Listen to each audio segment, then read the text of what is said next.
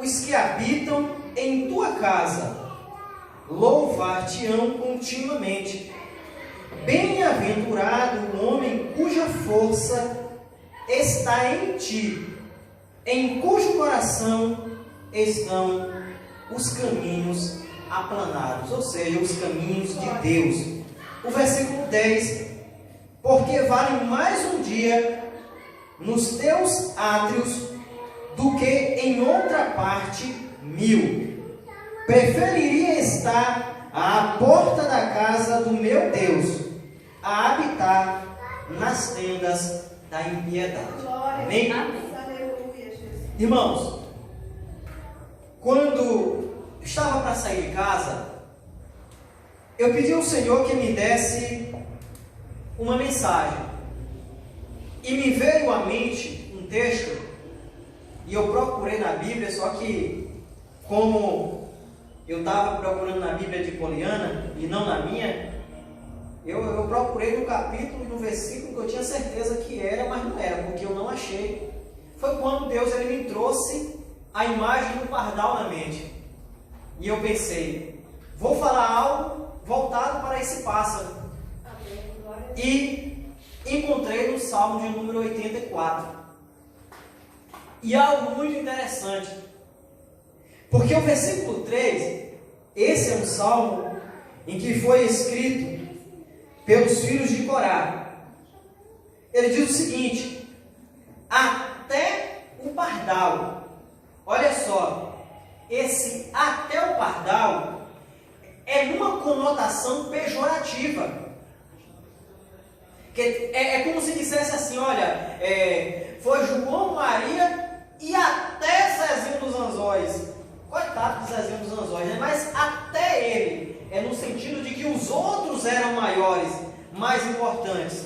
E aqui, no reino animal, até o pardal encontrou casa, e a andorinha ninho para si e para a sua prole, junto dos teus altares. Quando o salmista ele escreve esse salmo, ele está se referindo aqui ao templo. E ele diz o seguinte: no templo, em uma igreja comum como essa ou como tantas outras, nós temos cultos normalmente durante a noite. Durante o dia é comum estarem com as portas fechadas, vem alguém fazer alguma coisa, mas muito rápido. Os pássaros, eles acabam encontrando um abrigo, fazem os seus ninhos, fazem morada. O pardal, ele é um pássaro que nós encontramos em grande quantidade em locais desse tipo, em rodoviárias, nas ruas. É um pássaro muito comum. Nós observamos que quem gosta de criar passarinho, as pessoas dão altas somas por um curió, um passarinho que é muito comum a gente ver, principalmente os adolescentes com a gaiola na mão, o papa-capim. Alguém aqui já viu alguém com a gaiola com um pardalzinho dentro? Ninguém nunca viu. O pardal, ele é um pássaro, até a cor dele é uma cor assim meio estranha, né? Ele é marrom. Ele não tem, é como se a cor do pardal não tivesse uma personalidade. Ele não é preto, como o papa-capim. Ele não é branco. Ele é marrom, né? Quando você quer pegar uma roupa básica, sabe aquela coisa básica, você pega um marrom, porque é discreto. O pardal, ele passa desapercebido, mas o salmista, ele observou que até o pardal, ele encontrou um abrigo aonde? No templo, na casa de Deus. Até o pássaro mais menosprezado, ele encontrou um local seguro na casa de Deus. Aí, no versículo 4 vai dizer: bem-aventurados os que habitam em tua casa, louvar-te-ão continuamente. Bem-aventurado aqueles que habitam na casa do Senhor. E quem são eles? São os privilegiados, são os doutores, né? São os ricos? Não. Bem-aventurado até o simples pardal. porque ele habita na casa do Senhor. E quando nós habitar, traz também, né, uma conotação de morar, de estar ali permanente, porque o pardal ele fez casa ali no templo. Ele não estava ali só de passagem, ele morava ali. Havia um vínculo dele naquela localidade. Aí o salmista vai dizer que a andorinha, ela fez um ninho, onde ela protegia a sua prole, ou seja, os seus filhotes. Então a casa da andorinha, a casa do pardal era ali. Eles não estavam ali de passagem, como está chovendo, o pardal disse, não, eu vou passar uma chuva aqui. Ele morava ali. Aquele era o endereço dele. Eu vou transformar esse templo, essa casa de Deus, em não um espaço físico como esse, mas na personificação do próprio Deus.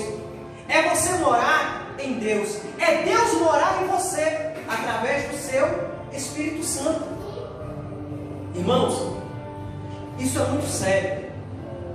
Nós precisamos entender que nós temos uma necessidade de Deus. Nós precisamos dele. E quando é que você vai precisar de Deus ao ponto de você gritar Deus socorro? É aqui na igreja? Não. É na sua casa. É no seu trabalho.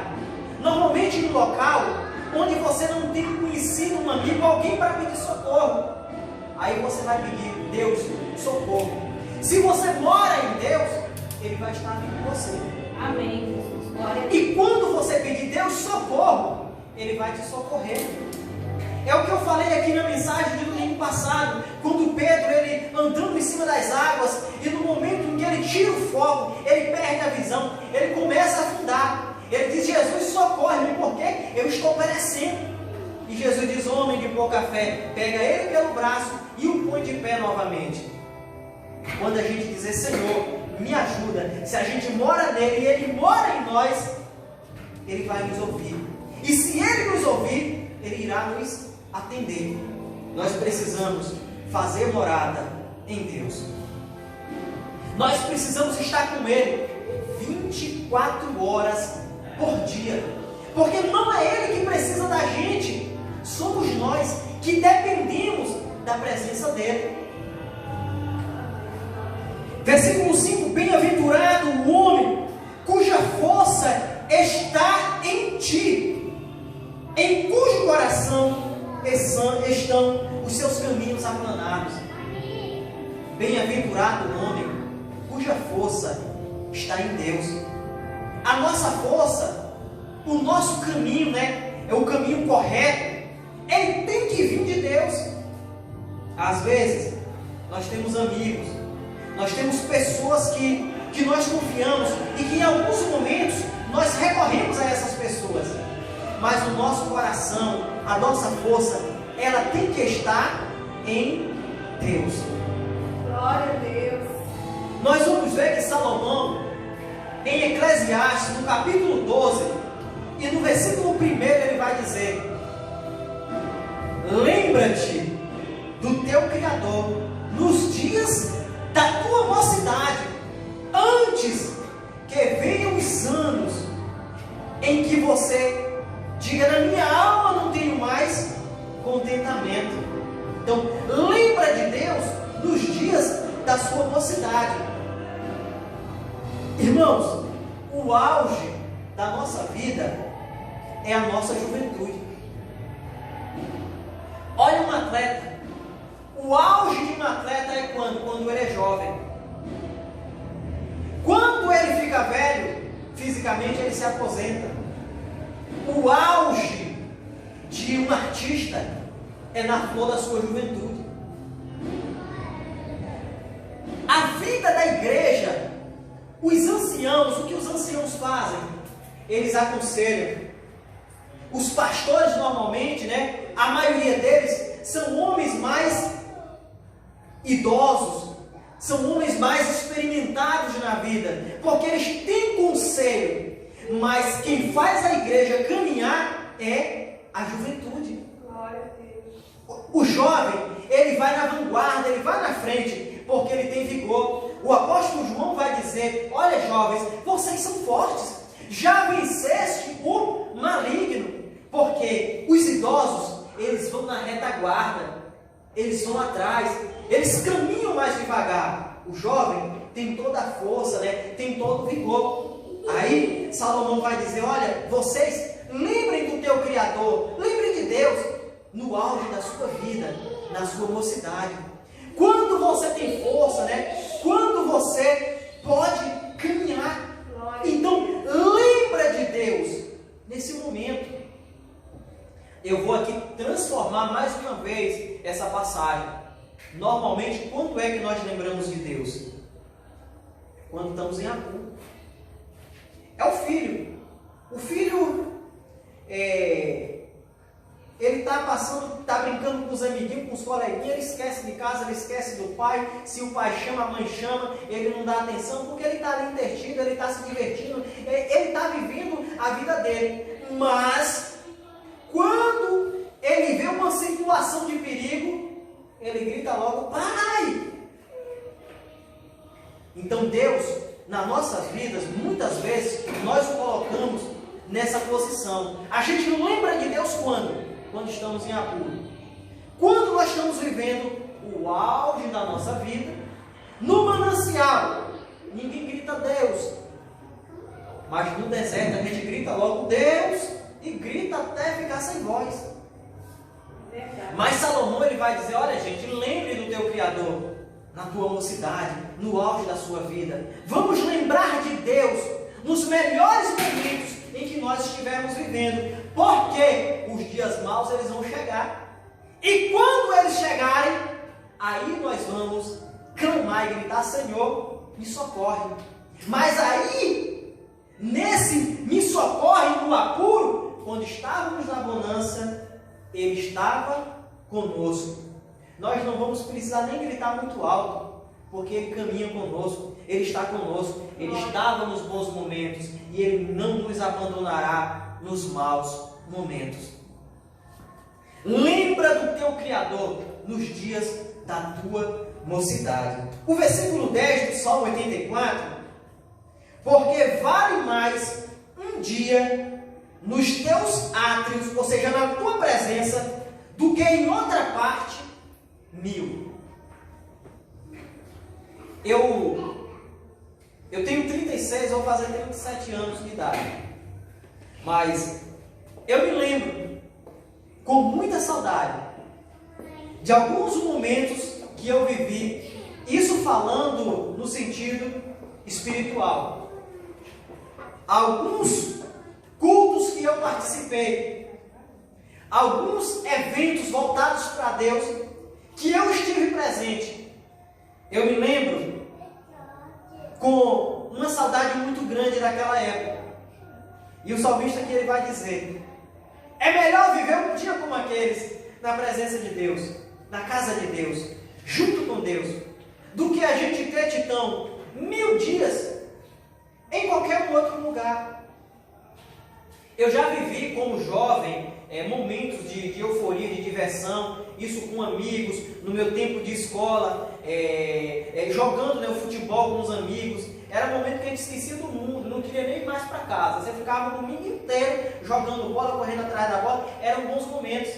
Mas eu nunca troco os meus bons momentos na casa de Deus com esses bons momentos que eu vivi em outros lugares. Eu já estive em lugares, em apresentações, onde eu fui de certa forma reverenciado, aplaudido. Mas eu não troco os momentos em que eu estive com a face no pó, na casa de Deus, por aqueles momentos. Porque aqueles momentos, eles são passageiros, eles são momentâneos. E os momentos que nós vivemos na casa de Deus vai nos moldar, vai transformar a nossa vida ao ponto de nós termos a nossa fisionomia literalmente semelhante à fisionomia de Deus. São esses momentos que vão deixar marcas.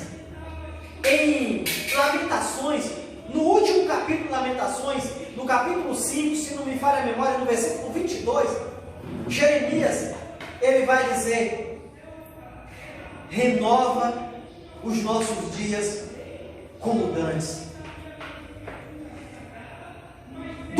versículo 1 até o versículo 21, ele traça uma retrospectiva de o que viveu a nação de Israel, desde a glória do reinado de Salomão até o dia que estava vivendo Jeremias. E no seu pranto ele vai dizer: como eu me lembro com saudade dos tempos em que a nossa nação e que o nosso povo prosperava. Como eu me lembro com saudade do tempo em que os jovens e que os mancebos, eles cantavam, eles louvavam, e que os nossos anciãos eram reverenciados. Aí ele começa a dizer: mas hoje não. Hoje os nossos anciãos estão levando bofetadas na face. Os nossos jovens trabalham dia e noite para trazer o sustento sem nenhum tipo de reconhecimento. Jeremias, ele vai lembrar com muita saudade do tempo de glória, e ele vai relatar com amargura na sua alma os dias difíceis que ele estava vivendo. Sabe, então, um homem que viveu uma vida inteira em meio à prosperidade, e um dia ele se depara com um desemprego ou com um fracasso, e ele está na situação de sarjeta. Ele vai sempre lembrar com muita saudade dos seus auges tempos, e ele sempre, nessa lembrança, ele vai pensar que ele poderia ter economizado, que ele poderia ter feito algo pensando no futuro. Mas quando nós somos jovens, quando nós ganhamos, o que é que nós pensamos? Viver. E esse nosso viver é gastar sem controle, sem pensar no futuro, sem pensar no filho, sem pensar na possibilidade do caos chegar, do desemprego chegar. Nós, quando somos jovens, o nosso raciocínio, ele é limitado. Nós pensamos no hoje. Para o jovem não haverá velhice, ele vai ficar jovem para sempre. Hoje mesmo eu estava comentando com um colega de trabalho lá, sentado, calçando a minha bota e dizendo: depois que a gente passa dos 30, até para caçar uma bota dá trabalho, é uma dor nas costas, a gente não pode mais curvar como eu curvava antigamente. Eu subia numa árvore de pinote, já não faço mais isso. E olha que eu não sou tão velho, mas também já não sou mais tão novo. Então o jovem, ele vive a sua vida desse jeito. Ele não pensa nas consequências dos seus atos. E qual é a consequência de você gastar sem controle e não poupar e não economizar? É um dia chegar os dias maus e você não ter uma reserva, não ter do que se valer. Então, as nossas vidas espiritualmente também é desse jeito.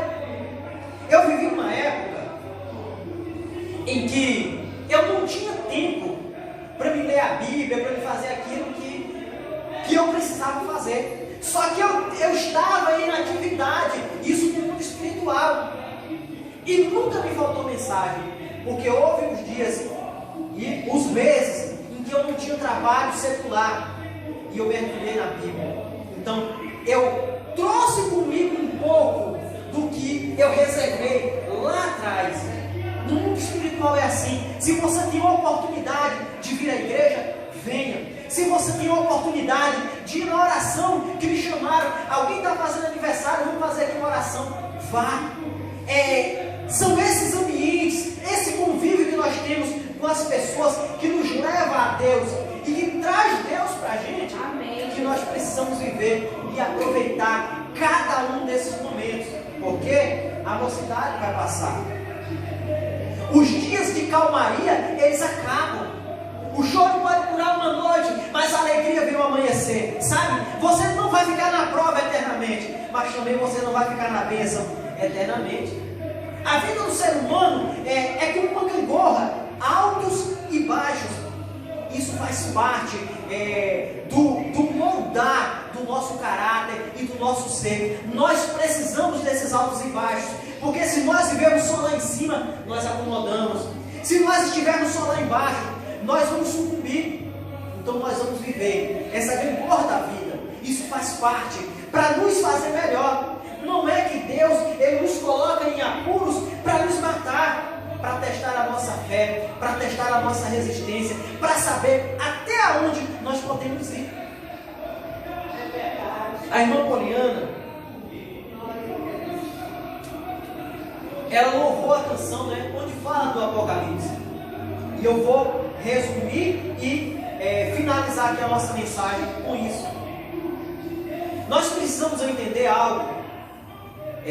Isso tem que estar claro nas nossas vidas. Qual o nosso foco? Qual o nosso objetivo aqui? A nossa salvação.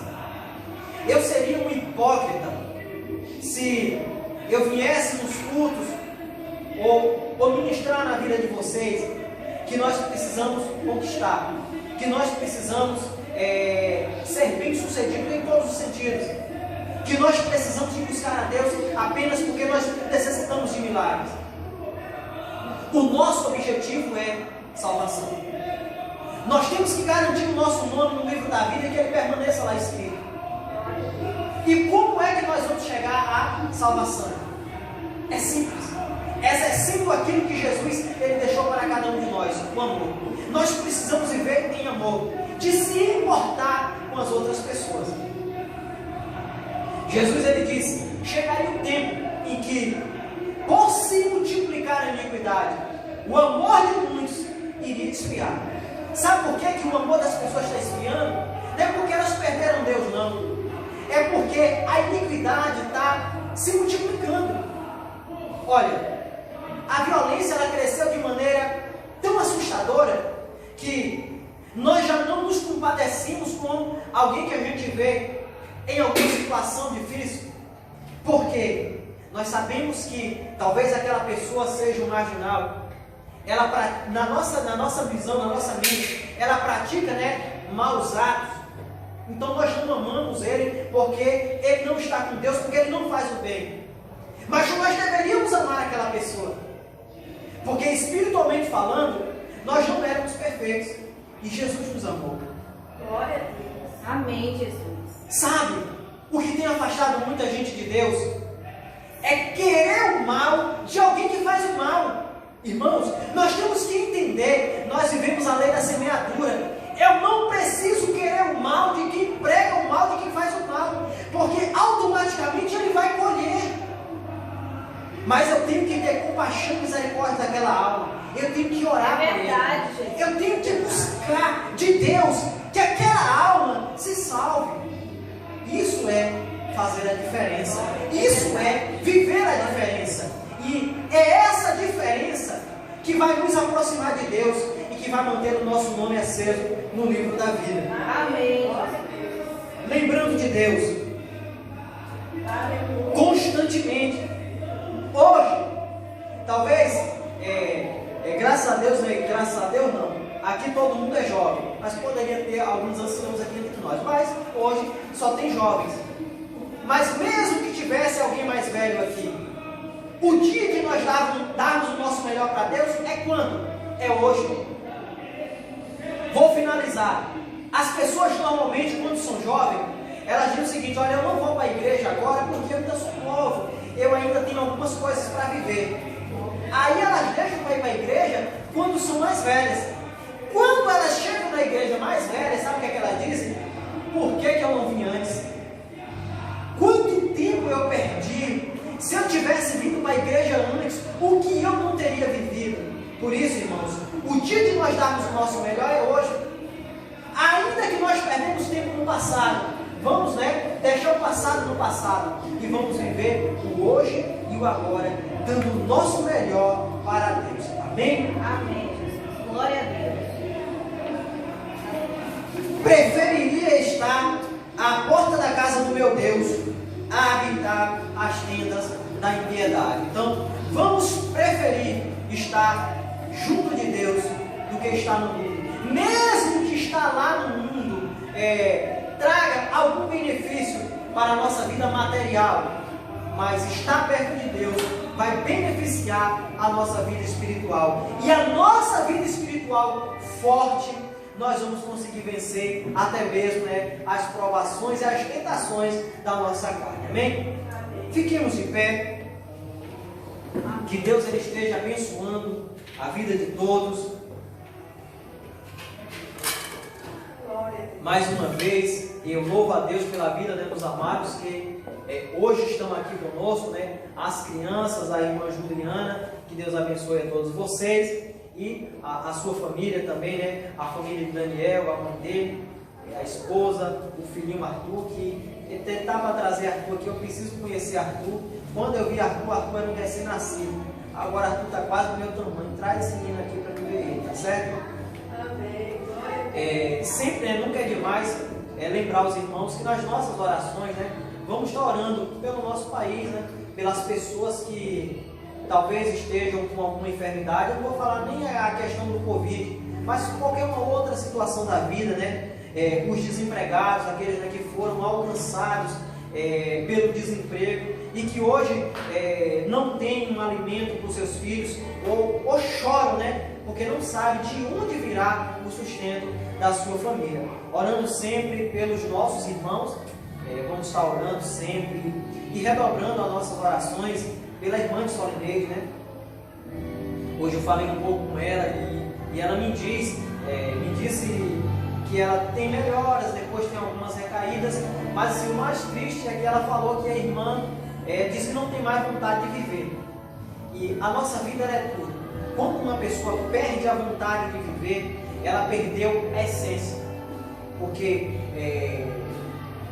bens materiais, né, posições, a gente ganha, a gente perde, depois a gente recupera, mas a nossa vida foi o maior presente que Deus nos deu. Então, vamos estar orando para que Deus possa estar abençoando, né, Verinha.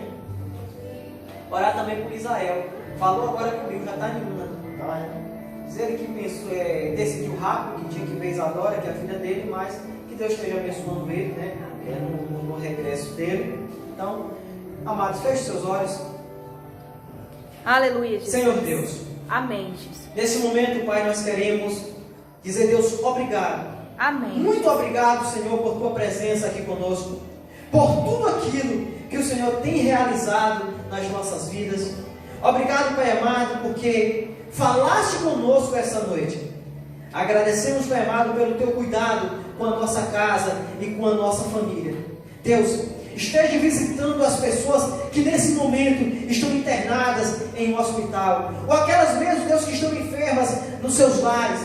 Onde estiver, Senhor, um doente, que haja a tua presença, porque a tua presença, Deus, ela transmite a cura. Que tu possa, Senhor, cuidar da nossa nação, cuidar do nosso povo.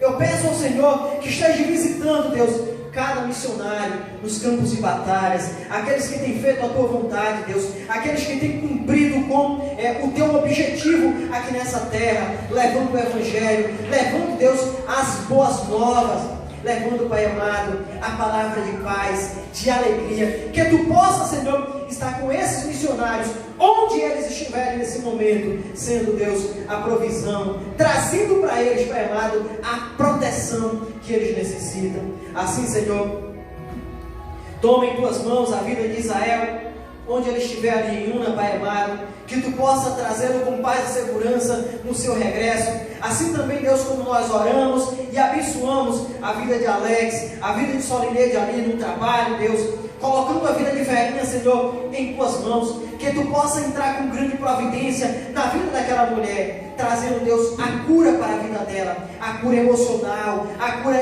espiritual e também, Senhor, a cura física. Oremos e abençoamos, Deus, a vida de cada um presente aqui nesse culto, que tu possa abençoar, Deus, grandemente a vida da nossa irmã Juliana, que hoje ela esteve aqui conosco, mas que tu esteja com elas, Pai amado, onde ela estiver, onde estiver os filhos dela, onde estiver a família dela, Pai, que haja a tua proteção, Deus, que haja a tua provisão, que haja, Senhor, o teu livramento e que o teu cuidado, Senhor, alcance essa família.